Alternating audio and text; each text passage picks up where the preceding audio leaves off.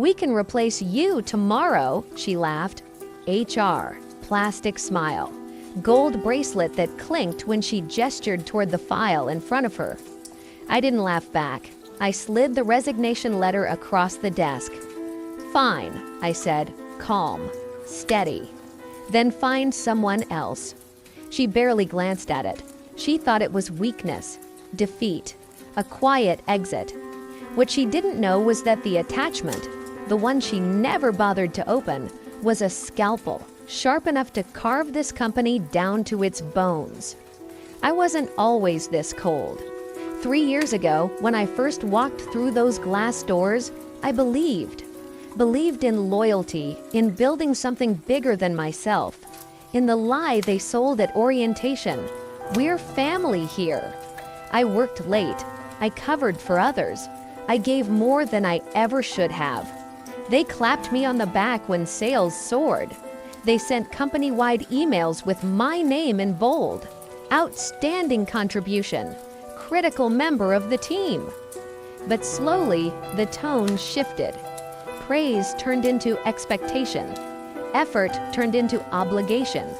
My ideas stopped being my ideas until they were repackaged, polished, and paraded around by someone else's mouth in boardrooms I wasn't invited to. I told myself it didn't matter. Recognition fades. Results stay. But then came the review. She didn't even look up from her papers. "Your numbers are good," she said, flipping through pages as if they were irrelevant. "But don't get comfortable. Nobody's indispensable.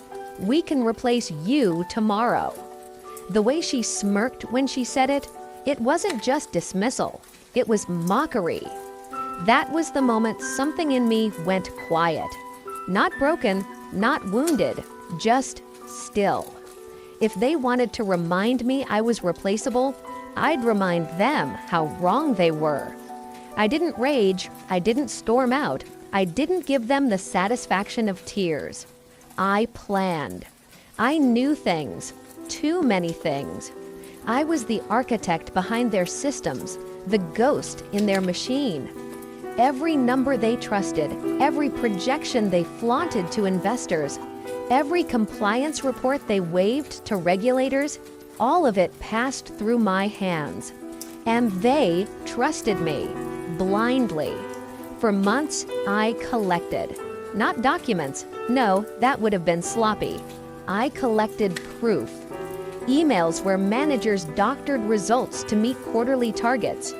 Hidden spreadsheets buried deep in shared drives showing funds siphoned into miscellaneous expenses that had nothing to do with operations.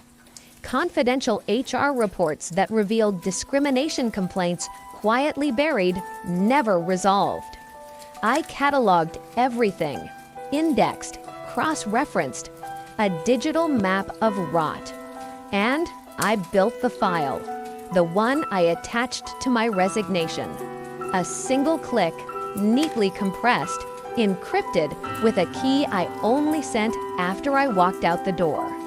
The day I left, nobody noticed. They thought I'd fade, like so many before me.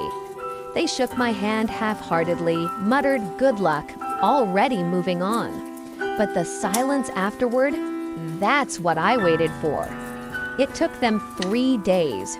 3 days before someone in HR finally opened the file. I can almost imagine the moment. A board assistant clicking, expecting to see a resignation template. Instead, spreadsheets, emails, PDFs, pages of ugly truth stacked one after another, too overwhelming to deny. It spread like fire, from HR to legal, from legal to the board, from the board to every manager who thought they were untouchable. The collapse wasn't dramatic, it was surgical. Clients pulled contracts, regulators launched audits, employees walked out, unwilling to drown with the ship once the leaks were visible. And the ones who laughed, my manager, HR, the ones who thought I was disposable, they were summoned into closed-door meetings one by one. They didn't come out smiling. Did I watch? Of course. Not openly. from the outside. News articles, leaked memos, whispers from friends still inside. Entire department under investigation. Executives resign amid scandal. Restructuring imminent. They called it mismanagement. I called it exposure. I wasn't driven by money. I wasn't driven by recognition. I was driven by something purer. Justice, stripped of sentiment. You don't survive in a place like that by screaming when you're cut. You survive by sharpening the blade that cut you and returning it, quietly, to its owner. The HR director called me once, weeks later. Her voice cracked through the line. "Did you—" She stopped, exhaled. "You knew this would happen." I didn't confirm, I didn't deny. I just let the silence stretch until it crushed her. Then I said, calm as ever, "You told me I was replaceable. Turns out I wasn't, and I hung up." Now, when I think back to that performance review, I remember the way she laughed, how casual it was, how certain she was of her power. But power built on arrogance is fragile, and fragility shatters loudest when pressure is applied in silence.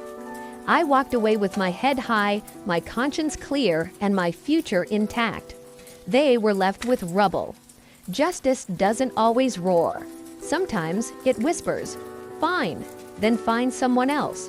And when they tried, the entire department collapsed.